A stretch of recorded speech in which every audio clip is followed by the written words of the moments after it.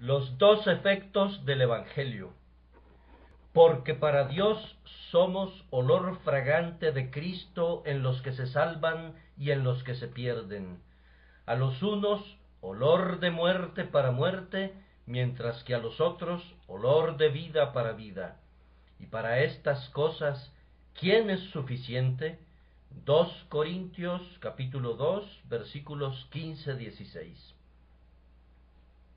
Estas son palabras de Pablo expresadas en nombre propio y en el de sus hermanos los apóstoles. Son verdaderas en lo que concierne a todos aquellos que son elegidos por el Espíritu, preparados y enviados a la viña para predicar el Evangelio de Dios.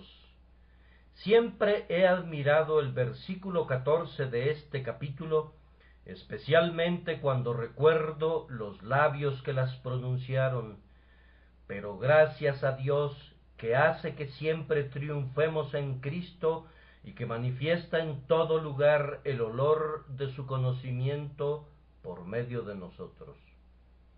Imaginemos a Pablo, ya anciano, diciéndonos: 5 veces he recibido de los judíos 40 azotes menos uno, que después fue arrastrado dándolo por muerto, el hombre de los grandes sufrimientos, que había pasado a través de mares de persecuciones. Pensemos cuando dice, al fin de su carrera ministerial, pero gracias a Dios que hace que siempre triunfemos en Cristo. Triunfar cuando se ha naufragado, triunfar a pesar de haber sido flagelado, triunfar habiendo sido torturado, triunfar al ser apedreado, triunfar en medio de la burla del mundo, triunfar al ser expulsado de una ciudad y haber tenido que sacudir el polvo de sus pies, triunfar en todo momento en Cristo Jesús. Ahora bien, si hablaran de ese modo algunos ministros de nuestro tiempo, no daríamos mucha importancia a sus palabras, pues gozan del aplauso del mundo. Siempre pueden irse en paz a sus casas. Tienen creyentes que los admiran y no tienen enemigos declarados. Contra ellos ni siquiera un perro mueve su lengua, todo es seguro y placentero. Si dicen, pero gracias a Dios que hace que siempre triunfemos en Cristo, no nos conmueven. Pero si lo dice alguien como Pablo, tan pisoteado, tan torturado y tan afligido, podemos considerarlo un héroe. He aquí un hombre que tenía verdadera fe en Dios y en el carácter divino de su misión. Y cuán dulce es, hermanos míos, el consuelo que Pablo aplicaba a su propio corazón en medio de todas sus calamidades. Decía que, a pesar de todo, Dios manifiesta en todo lugar el olor de su conocimiento por medio de nosotros. Con este pensamiento un ministro puede dormir tranquilo en su lecho. Dios manifiesta en todo lugar el olor de su conocimiento. Con esto puede cerrar sus ojos cuando acabe su carrera y abrirlos en el cielo. Dios, por mediación mía, manifestó en todo lugar el olor de su conocimiento. Sigan, pues, las palabras de mi texto, que expondré dividiéndolo en 3 partes. Nuestra primera observación será que, aunque el Evangelio es un buen olor en todo lugar, produce, sin embargo, diferentes efectos en diferentes personas. A los unos, olor de muerte para muerte, mientras que a los otros, olor de vida para vida. Nuestra segunda observación será que los ministros del Evangelio no son responsables de su éxito, porque dice, para Dios somos olor fragante de Cristo en los que se salvan y en los que se pierden. Y en tercer lugar, la carga del ministro del Evangelio no es ligera. Su deber es algo muy agobiante. El apóstol mismo dijo: «Y para estas cosas, ¿quién es suficiente?». Nuestra primera observación es que el Evangelio produce diferentes efectos. Puede parecer increíble, pero es extrañamente cierto que hay pocas cosas buenas en el mundo de las que no se desprenda algún mal. Observemos cómo brilla el sol. Sus rayos ablandan la cera y endurecen la arcilla. En el trópico hacen que la vegetación sea extremadamente exuberante y que maduren los más ricos y escogidos frutos y se den las flores más hermosas. Pero ¿quién no sabe que en aquellos lugares prosperan los peores reptiles y las más venenosas serpientes de la tierra? Así ocurre con el Evangelio. Aunque es el sol de justicia para el mundo, aunque es el mejor regalo de Dios, y nada puede ser comparado a la inmensidad de beneficios que concede a la raza humana, a pesar de todo, debemos confesar que, a veces, es olor de muerte para muerte, pero no debemos culpar de ello al Evangelio. La culpa no es de la verdad de Dios, sino de aquellos que no aceptan recibirla. Es olor de vida para todo aquel que la oye con un corazón abierto para recibirla, y es sólo muerte para el hombre que odia la verdad, que la menosprecia, se burla de ella e intenta oponerse a su avance. En primer lugar, pues, vamos a hablar de ese carácter. El Evangelio es para algunos hombres olor de muerte para muerte. Ahora bien, esto depende en gran parte de qué es el Evangelio, porque hay algunas cosas llamadas Evangelio que son olor de muerte para todos aquellos que las oyen. El predicador John Berridge decía que predicó la moralidad hasta que no quedó en el pueblo un solo hombre moral, porque el modo más seguro de dañar a la moralidad es la predicación legalista. La predicación de las buenas obras y la exhortación a los hombres a la santidad como medio de salvación son muy admiradas en teoría, pero en la práctica se demuestra no solamente que no son eficaces, sino, y esto es lo peor, que a veces se convierten en olor de muerte para muerte. Así se ha comprobado, y creo que incluso el gran Chalmers confesó que durante años y años antes de conocer al Señor, no predicó otra cosa que moralidad y preceptos, pero nunca vio a ningún borracho convertido por el mero hecho de mostrarle los males de la borrachera. No vio a ningún blasfemo que dejara de blasfemar porque le dijera lo odioso de su pecado. Cuando empezó a predicar el amor de Jesús, cuando predicó el Evangelio como es en Cristo en toda su claridad, plenitud y poder, y la doctrina de que por gracia sois salvos por la fe, y esto no es de vosotros, pues es don de Dios, fue cuando conoció el éxito. Cuando predicó la salvación por la fe, multitudes de borrachos arrojaron sus copas, y los blasfemos frenaron sus lenguas. Los ladrones se hicieron honrados, y los injustos e impíos se inclinaron ante el cetro de Jesús.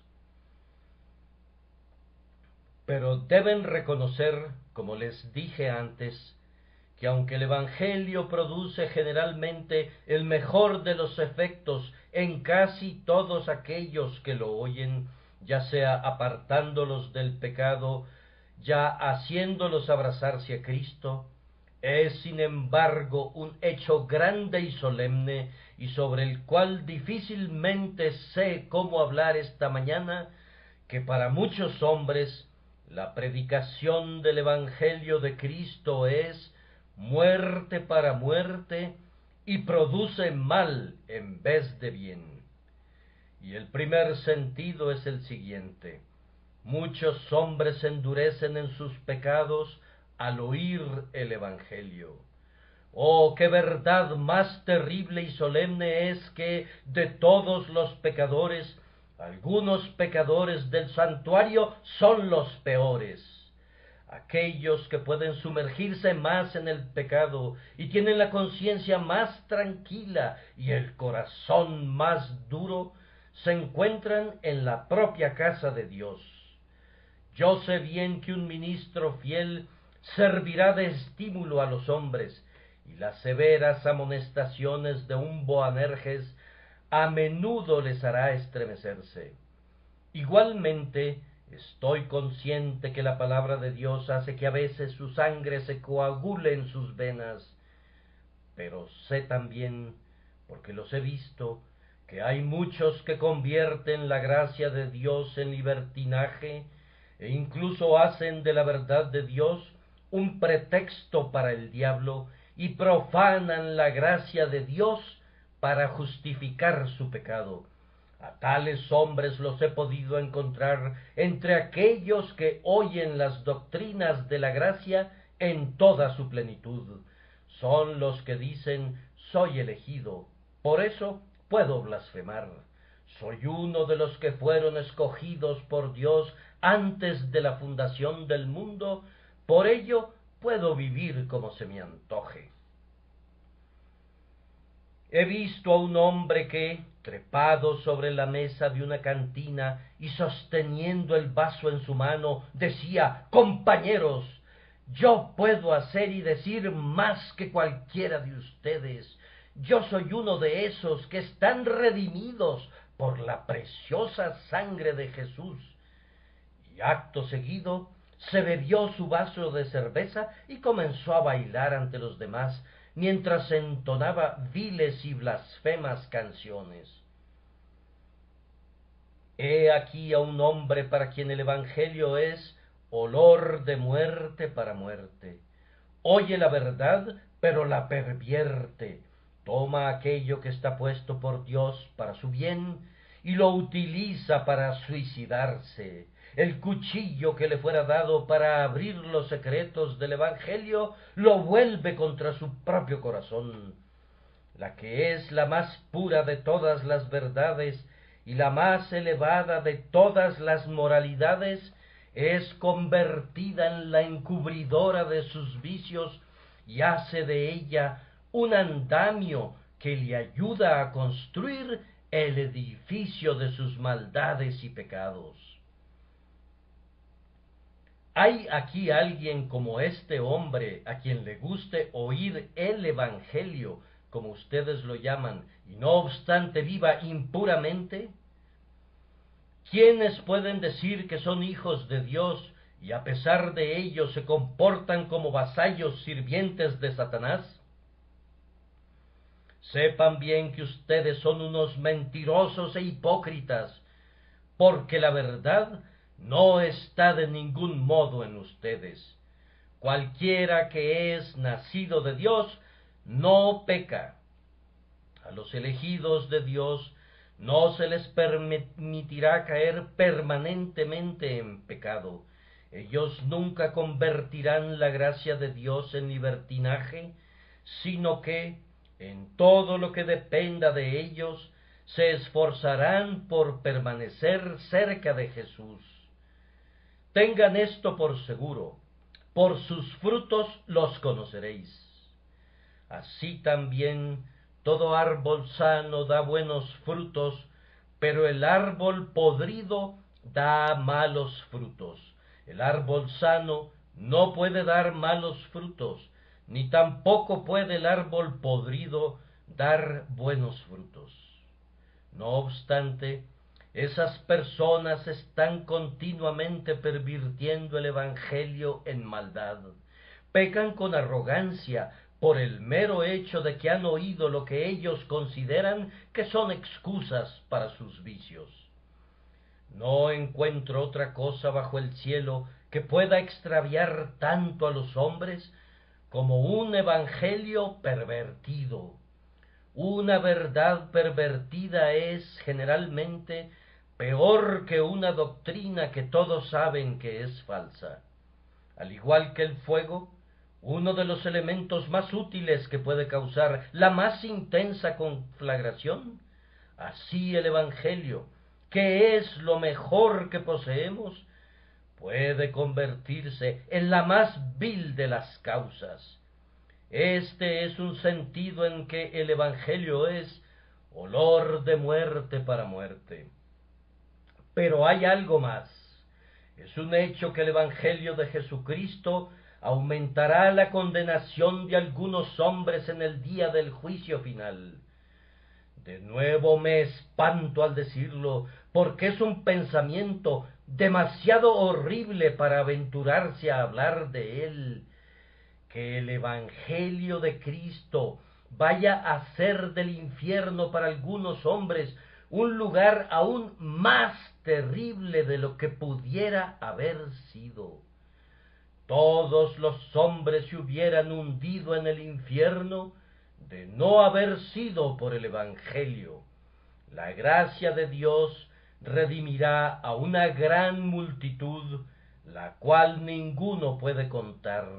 Guardará a un ejército incontable que será salvado en el Señor con una salvación eterna, pero al mismo tiempo a quienes la rechazan les hace más terrible la condenación. Y les diré por qué.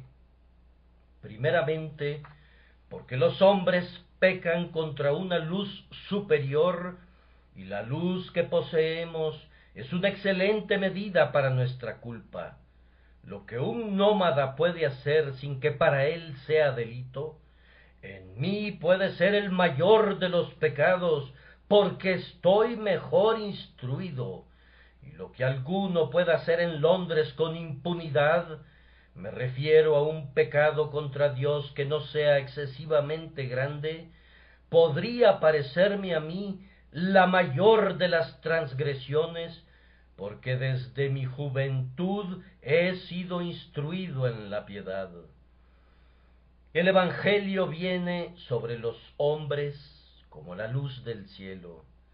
Qué errante debe andar el que se extravía en la luz.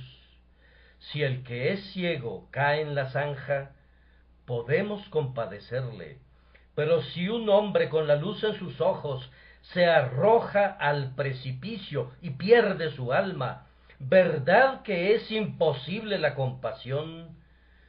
¿Cómo merecen el infierno más profundo quienes menosprecian los gozos del cielo? ¿Qué cadenas de venganza deberán sentir los que se burlan del amor soberano?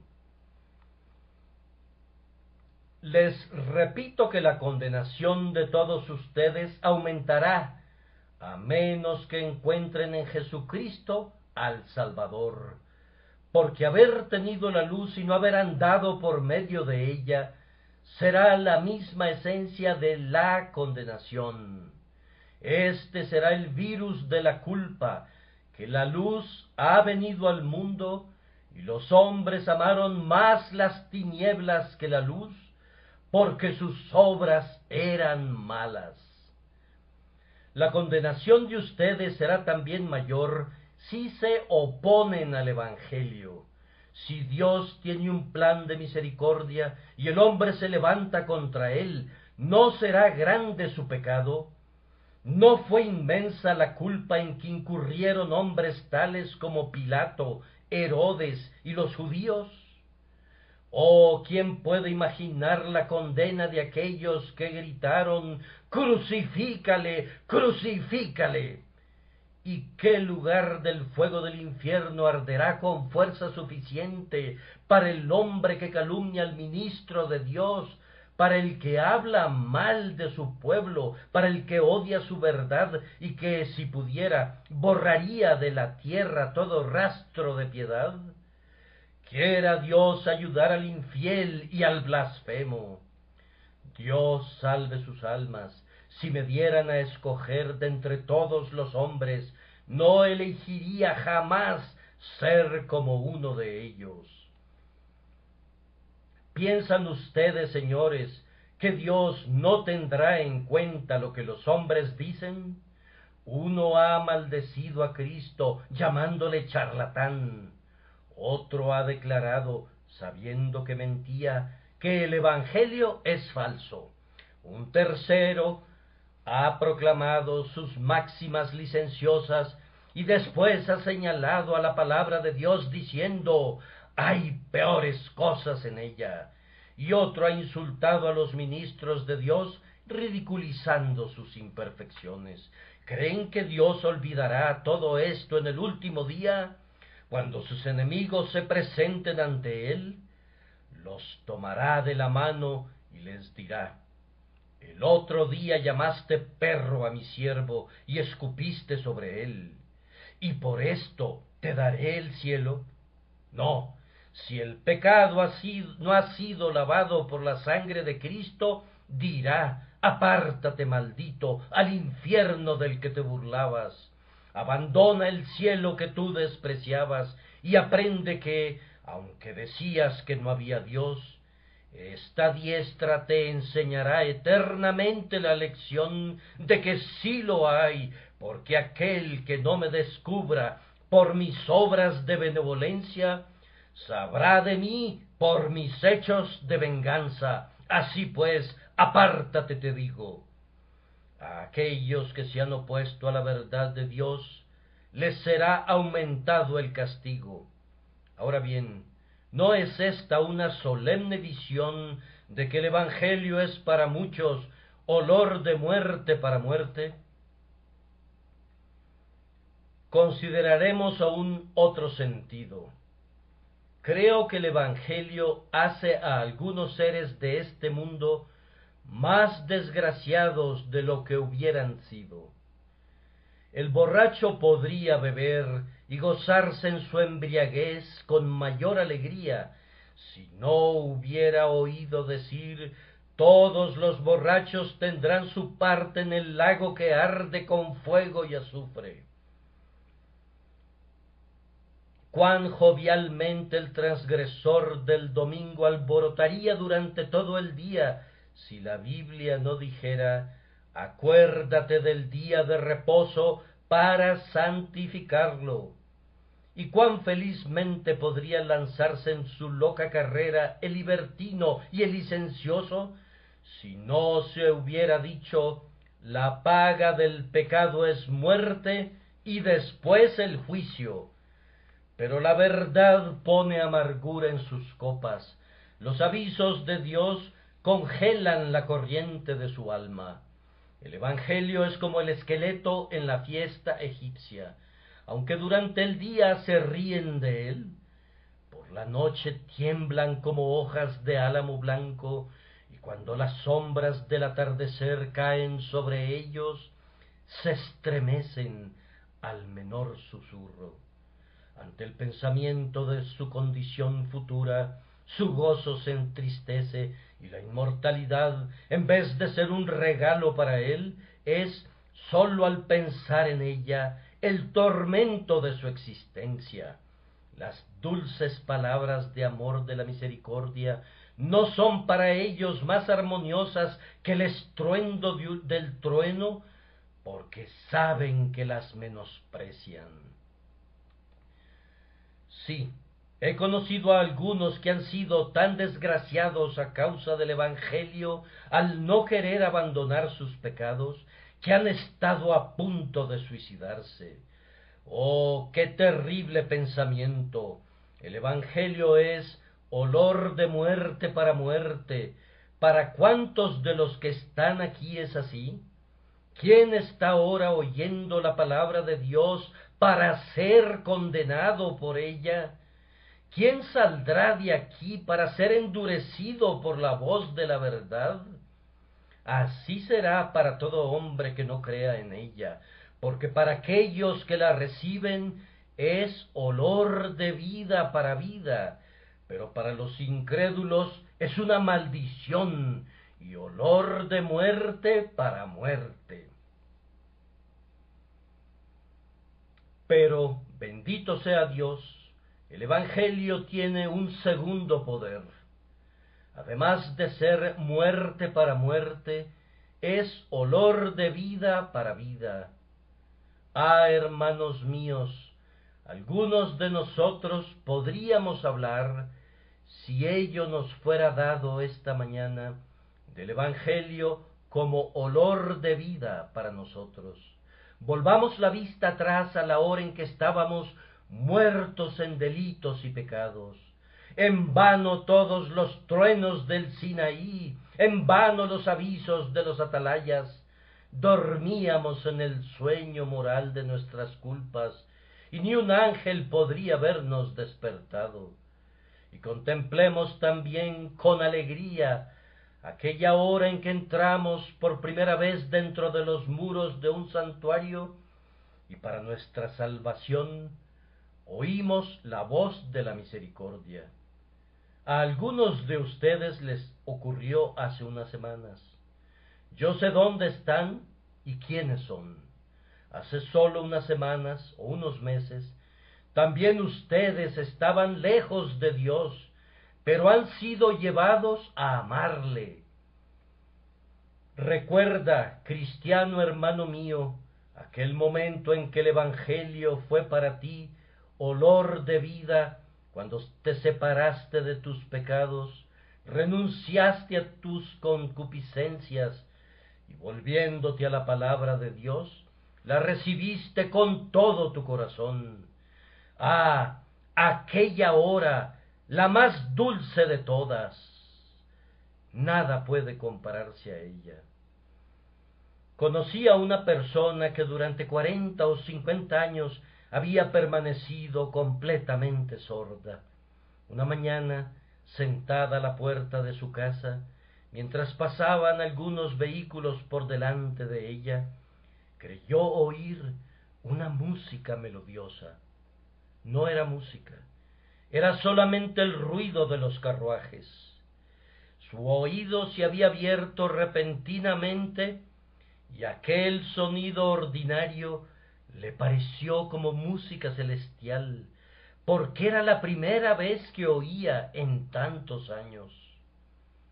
De forma parecida, la primera vez que nuestros oídos se abrieron para oír las palabras del amor, la seguridad de nuestro perdón, oímos la palabra como nunca la habíamos oído hasta entonces. Nunca nos pareció tan dulce y quizás, aún en estos momentos, miramos atrás y decimos, qué horas de paz gocé entonces, cuán dulce es su recuerdo todavía. Cuando por primera vez fue olor de vida para nuestras almas. Así pues, amados míos, si alguna vez ha sido olor de vida, siempre lo será, porque no dice que sea olor de vida para muerte, sino olor de vida para vida. Al llegar a este punto, debo dirigir otro golpe a mis antagonistas, los arminianos. No puedo remediarlo. Ellos sostienen que a veces el Evangelio es olor de vida para muerte.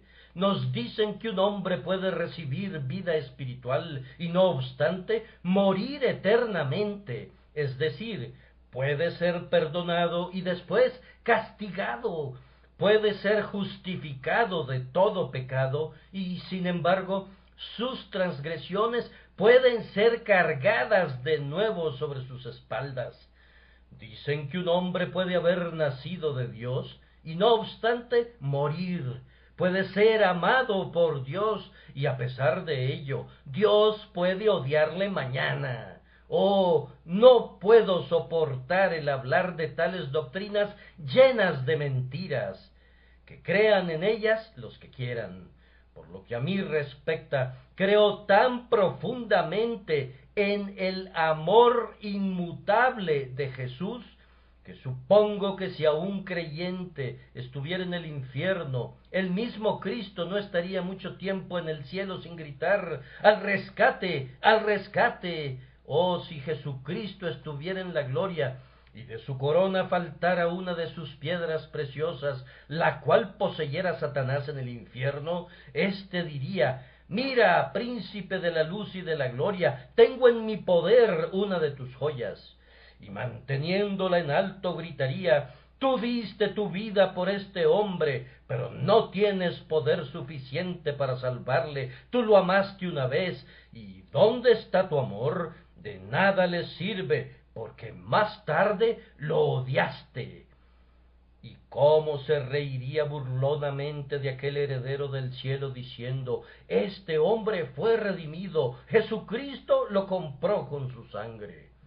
Y arrojándolo a las olas del infierno, con grandes carcajadas diría: toma, redimido, mira cómo puedo robar al Hijo de Dios. Y con gozo maligno continuaría repitiendo: este hombre fue perdonado, contemplen la justicia de Dios, es castigado después de haber recibido el perdón. Cristo sufrió por sus pecados, y no obstante yo lo poseo, porque Dios lo ha castigado 2 veces. ¿Creen ustedes que podrá decirse eso alguna vez? Ah, no, es olor de vida para vida, y no de vida para muerte. Sigan con su evangelio envilecido, predíquenlo donde quieran, pero mi Señor dijo: yo doy a mis ovejas vida eterna. Ustedes dan a sus ovejas vida temporal, y ellas la pierden. Pero Jesús dice: yo les doy vida eterna, y no perecerán para siempre, ni nadie las arrebatará de mi mano. Cuando hablo de este tema, generalmente me enciendo, porque creo que hay muy pocas doctrinas tan importantes como la de la perseverancia de los santos, porque si uno de los hijos de Dios llegara a perecer, o si yo supiese que esto pudiera suceder, sacaría la conclusión inmediata de que yo podría ser uno de ellos, y supongo que a cada uno de ustedes les pasaría lo mismo. Y en este caso, ¿dónde están el gozo y la felicidad del Evangelio? De nuevo repito que el Evangelio arminiano es una cáscara sin contenido, una cáscara sin el fruto. Que se lo queden aquellos a quienes agrada, no discutiremos con ellos, dejen que continúen predicándolo, dejen que sigan diciendo a los pobres pecadores que si creen en Jesús serán condenados después de todo, que Jesucristo les perdonará y que a pesar de ello el Padre los enviará al infierno. Sigan predicando el Evangelio de ustedes, porque ¿quién los escuchará? Y si alguno lo escuchara, ¿les sirve de algo oírlo? Les digo que no, porque si después de convertirme estoy en el mismo lugar en que me encontraba antes de convertirme, de nada me sirve el haber sido convertido. Mas a aquellos a quienes Él ama, los ama hasta el fin. Una vez en Cristo, en Él para siempre. Nada puede separarme de su amor. Es olor de vida para vida, no solamente vida para vida en este mundo, sino vida para vida eternamente. Todo el que posea esta vida recibirá la venidera. Gracia y gloria dará Jehová, no quitará el bien a los que en integridad andan. Me veo obligado a dejar este punto, pero si mi Señor lo toma en sus manos y hace de estas palabras olor de vida para vida en esta mañana, me gozaré de haberlas pronunciado. Nuestra segunda afirmación es que el ministro no es responsable de sus éxitos. Es responsable de lo que predica y de su vida y acciones, pero no es responsable de los demás. Si yo predico la palabra de Dios, pero no hay ningún alma que se salve, el rey me diría a pesar de todo: bien hecho, siervo bueno y fiel. Si no dejo de dar mi mensaje y ninguno lo quiere escuchar, él dirá: has peleado la buena batalla, recibe tu corona. Oigan las palabras del texto, porque para Dios somos buen olor de Cristo en los que se salvan y en los que se pierden. Esto se verá claro si les digo cómo se le llama al ministro del Evangelio en la Biblia. A veces es llamado embajador. Ahora bien, ¿de qué es responsable un embajador? Es enviado a un país como un agente diplomático, lleva a la conferencia condiciones de paz, hace uso de todo su talento para servir a su Señor, intenta demostrar que la guerra va en contra de los intereses de diferentes países, se esfuerza por traer la paz, pero los otros reyes la rechazan con arrogancia. Cuando vuelve a su país, su Señor le pregunta: ¿por qué no hiciste la paz? Porque, contesta el embajador, les expuse las condiciones y no quisieron oírlas. Bien, dirá aquel, has cumplido con tu deber, no voy a culparte si continúa la guerra. En otras partes, el ministro del Evangelio es un pescador. Como es natural, un pescador no es responsable de la cantidad de peces que pesca, sino de la forma en que pesca. Esto es una bendición para algunos ministros, porque no han pescado nunca nada y ni siquiera han atraído ningún pez cerca de sus redes. Han pasado toda su vida pescando con elegantes hilos y anzuelos de plata y oro. Siempre utilizaron hermosas y pulidas frases, pero a pesar de todo el pez no picó, mientras que nosotros, que somos de una clase más ruda, hemos puesto el anzuelo en la boca de muchos centenares. No obstante, si echamos la red del Evangelio en el lugar adecuado, aunque no pesquemos nada, el Señor no hallará en nosotros falta alguna. Nos preguntará: pescador, ¿hiciste tu labor? ¿Arrojaste las redes al mar en tiempo de tormentas? Sí, mi Señor, así lo hice. ¿Y qué has pescado? Uno o dos solamente. Bien, podía haberte mandado multitudes si así me hubiese agradado. No es tuya la culpa. En mi soberanía doy donde me agrada o niego cuando así lo prefiero. Pero en lo que a ti respecta, has hecho bien tu labor. Por ello, he aquí tu recompensa. Algunas veces el ministro es llamado un sembrador, y ningún agricultor hace responsable de la cosecha al sembrador. Toda su responsabilidad consiste en sembrar, y en sembrar la semilla adecuada. Si la echa en buena tierra, entonces es feliz, pero si cae al borde del camino y las aves del cielo se la comen, ¿quién culpará al sembrador? ¿Podía haberlo remediado? No, él cumplió con su deber, esparció las semillas ampliamente y allí las dejó. ¿A quién ha de culparse? Al sembrador no, desde luego.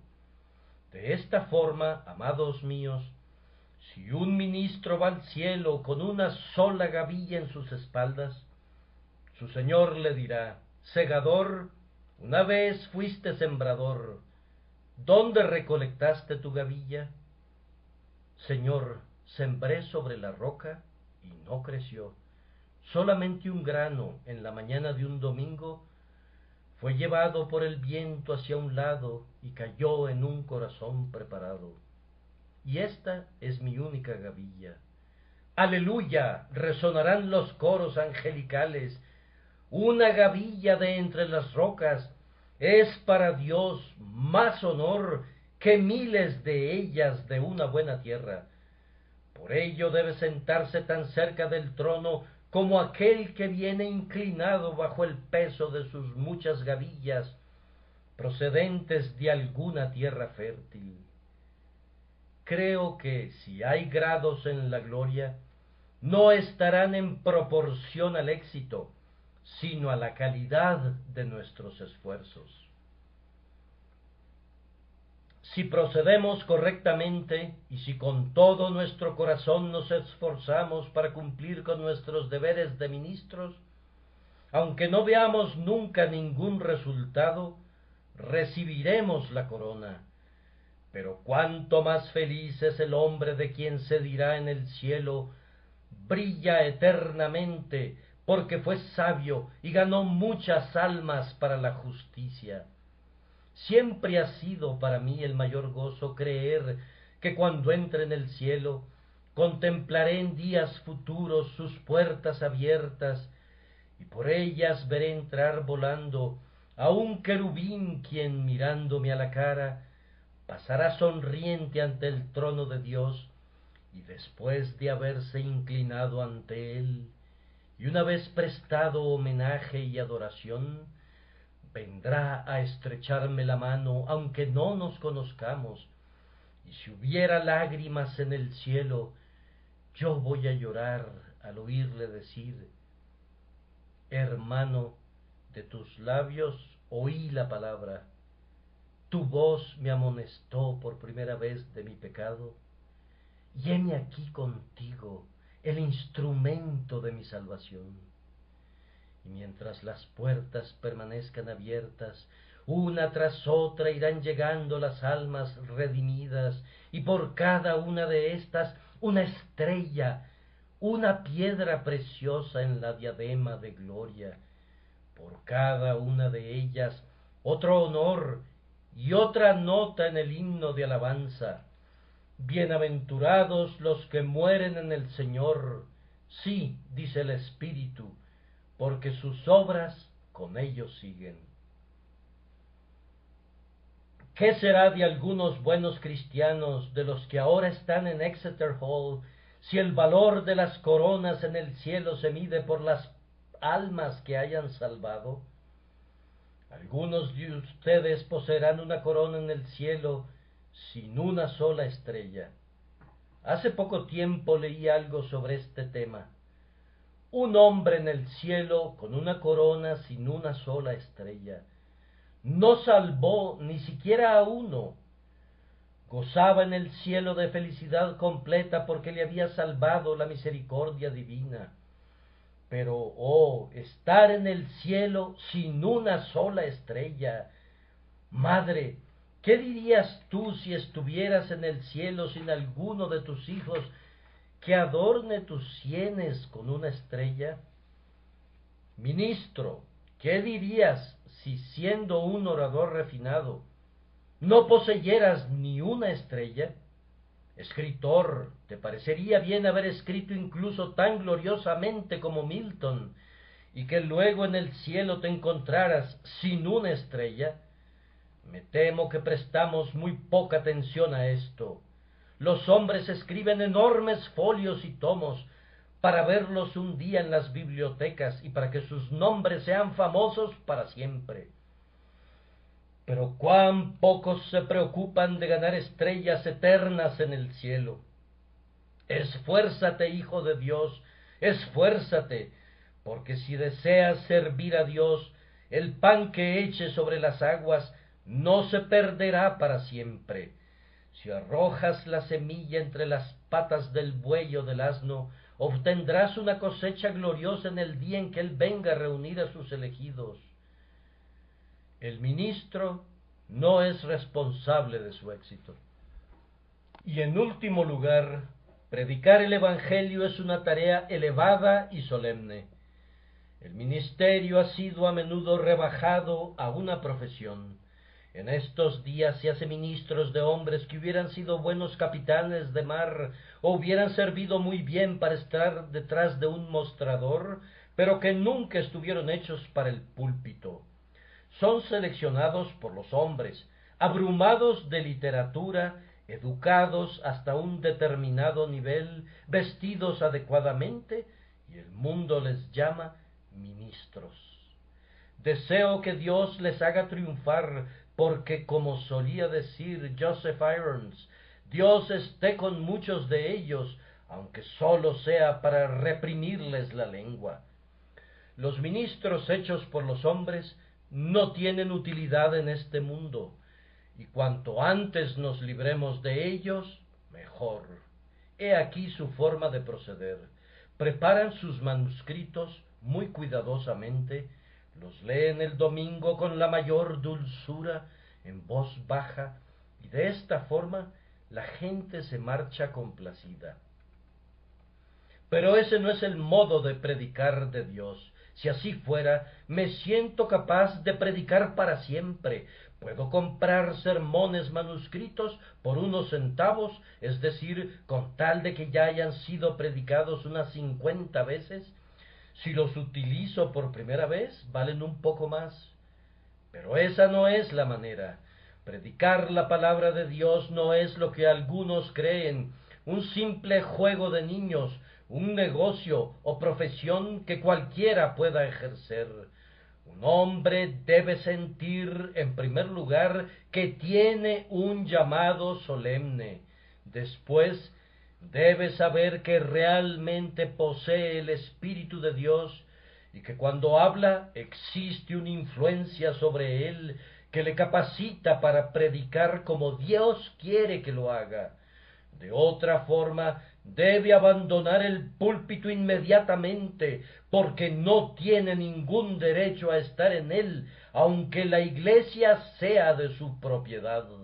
No ha sido llamado para anunciar la verdad de Dios, y Dios le dice: ¿qué tienes tú que hablar de mis leyes? Mas ustedes dicen: ¿qué dificultad existe en la predicación del Evangelio de Dios? Bien, debe ser algo duro, porque Pablo dijo: y para estas cosas, ¿quién es suficiente?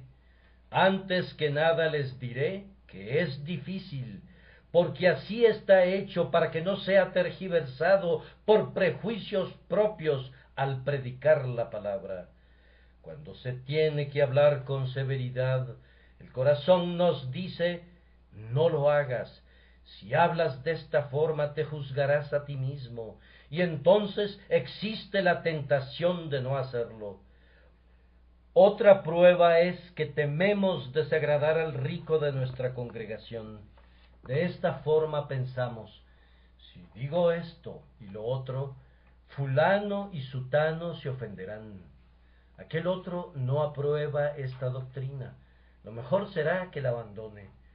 Quizás suceda que recibamos los aplausos de las multitudes y no queramos decir nada que las disguste, porque si hoy gritan Hosana, mañana gritarán crucifícalo, crucifícalo. Todas estas cosas obran en el corazón de un ministro. Él es un hombre como ustedes y la siente. Además, está el agudo cuchillo de la crítica y las flechas de aquellos que le odian a él y a su Señor, y a veces no puede evitar el sentirse herido. Posiblemente se pondrá su armadura y gritará: no me importan las críticas de ustedes. Pero hubo épocas en que los arqueros afligieron penosamente incluso a José. Entonces se encuentra en otro peligro, el de querer defenderse, porque quien lo hace comete una gran locura, el que deja a sus detractores solos y, al igual que el águila, no hace caso de la charla del gorrión, o como el león no se molesta en ahogar el gruñido del chacal, es un hombre y será honrado. Pero el peligro está en que queramos dejar establecida nuestra reputación de justos. Y oh, ¿Quién es suficiente para dirigir la nave librándola de estas peligrosas rocas? Para estas cosas, hermanos míos, ¿quién es suficiente? Para levantarse y anunciar domingo tras domingo y día tras día las inescrutables riquezas de Cristo. Al llegar a este punto, y para terminar, sacaré la siguiente conclusión: si el Evangelio es olor de vida para vida, y el trabajo del ministro es una labor solemne, cuánto bien hará a todos los amantes de la verdad el orar por todos aquellos que la predican, para que sean suficientes para estas cosas. Perder mi devocionario, como les había dicho muchas veces, es lo peor que puede ocurrirme. No tener a nadie que ore por mí me colocaría en una situación terrible.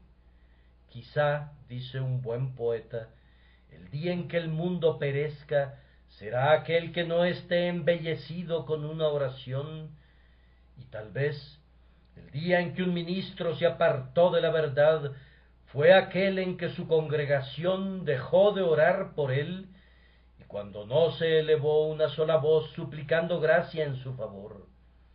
Estoy seguro de que así ha de ocurrir conmigo. Denme el numeroso ejército de hombres que tuve el orgullo y la gloria de ver en mi casa antes de venir a este local. Denme aquellas gentes dedicadas a la oración, que en las tardes del lunes se reúnen en gran multitud para pedir a Dios que derrame su bendición sobre ellos, y venceremos al mismo infierno a pesar de toda la oposición. No son nada nuestros peligros si tenemos oraciones, porque aunque aumente mi congregación, aunque la formen gentes nobles y educadas, y aunque yo posea influencia y entendimiento, si no tengo una iglesia que ore, todo me saldrá mal. Hermanos míos, ¿perderé alguna vez sus oraciones? ¿Cesarán alguna vez en sus súplicas? Nuestra labor en este gran lugar está casi terminada, y felizmente volveremos a nuestro muy amado santuario. ¿Cesarán entonces acaso en sus oraciones? Me temo que esta mañana no hayan pronunciado tantas plegarias como debieran. Me temo que no ha habido una devoción tan ardiente como hubiera sido necesaria. Yo no he sentido el maravilloso poder que experimento algunas veces. No los culpo por ello, pero no quiero que nunca se diga: aquel pueblo que fuera tan ferviente se ha tornado frío. No dejen que la tibieza penetre en Southwark. Si ha de estar en alguna parte, que se quede aquí en el West End, no lo llevemos con nosotros.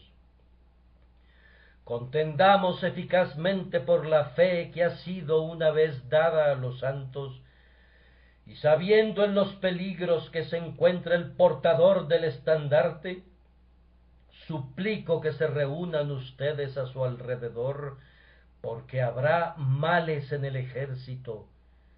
Si el portaestandarte cae, como bien puede caer, porque todo es de esperar en esa mortal lucha, levántense, amigos, empuñen el estandarte y manténganlo en alto hasta que llegue el día cuando nos encontremos en el último baluarte conquistado a los dominios del infierno, y cantemos todos: aleluya, aleluya, aleluya, aleluya, porque reina el Señor nuestro Dios Todopoderoso.